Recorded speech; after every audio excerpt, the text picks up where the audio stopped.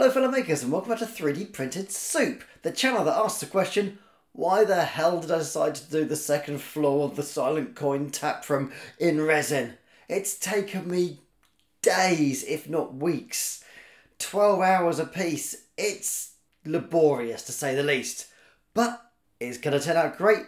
So let's see what the second floor looks like. This is the first floor, and if you haven't checked out the videos on it already, jump back. Check out the build and the paint and the many hours spent lovingly recreating this really cool tap room / tavern for your RPG, Dungeons and Dragons, etc. needs. It's a really cool piece of scenery, and yeah, it's quite chunky and quite large. I mean, this is the small version. There's a huge version that takes about 8 years to print by the look of it.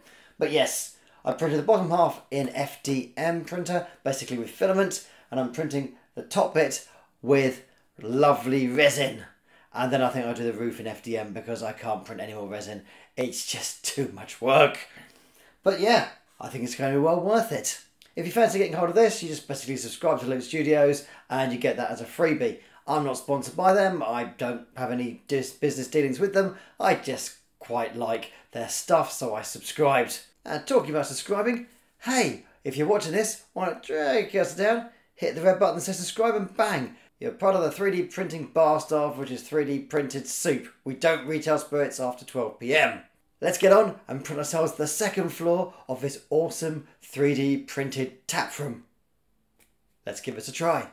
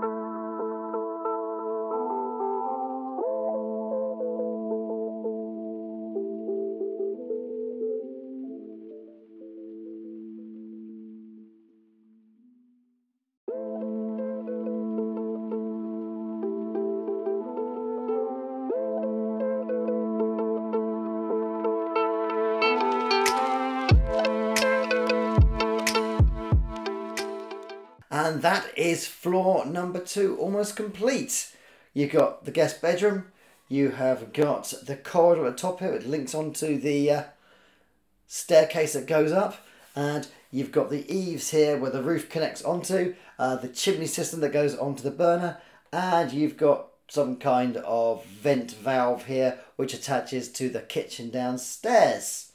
And yeah, the resin looks really, really good. So much more detail and no layer lines at all. So yeah, I love the detail of it.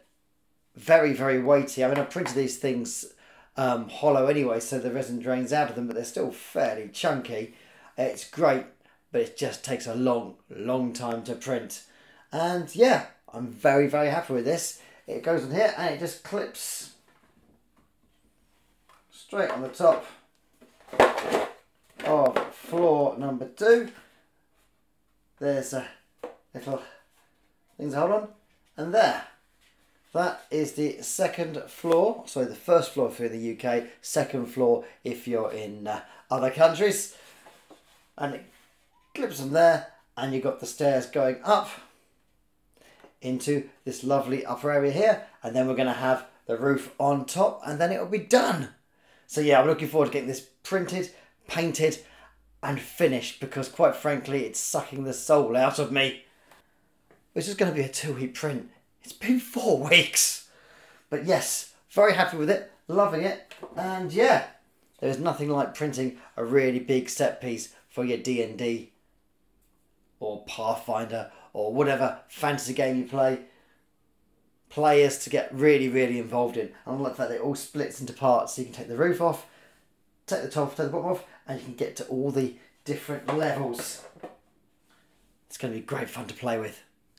Thank you very much for watching 3D Printed Soup. If you haven't watched the other parts, jump back, watch part 1 and 2, where I build and paint the first floor, or the ground floor, wherever you come from. Next week, printing the top, putting the roof on, and getting this finished, and we'll see if it looks as awesome as I think it might do. Stay happy and safe. Keep printing.